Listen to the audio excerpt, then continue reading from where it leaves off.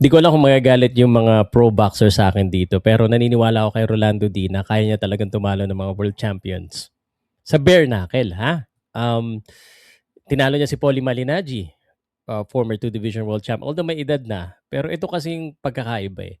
Unang-una, hindi naman square ring, hindi malaki, triangle. So, mas madali maka-corner. Pangalawa, yan o, pwede ngang mang-ulo eh. Pwedeng mag-clinch, tas magsuntukan. Tapos, ito may nakausap akong boxer yung mga boxer kasi inaalagaan nila yung kamao nila. So, hindi sila usually sanay sa mga suntukan na yung knuckle mismo yung tatama kasi masasaktan din sila. Subukan yung sumuntok ng may gloves.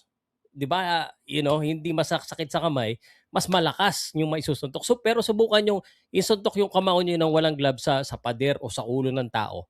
Pati kayo masasaktan eh. So, there's two things. Hindi lang siya boxing skills. Yung tibay ng ano mo, ng kamao mo, importante din eh. Rolando D is built for that. So, hindi lahat ng boxer built for bare knuckle. At plus, isa pa, no, ang mga boxer, sanay yan ang may gloves na tumatama. Naaalog sila. Pero isipin mo kung bawat suntok mo duguan. Kumbaga, ikaw umu-opensa, madadamage ka pa. Ikaw dumidepensa, madadamage ka rin. So, that's why I believe na isang suntok lang pwedeng magbago ang laro sa bare knuckle. Iba talaga yung bare knuckle sa pro boxing. Kaya sa tingin ko pwede.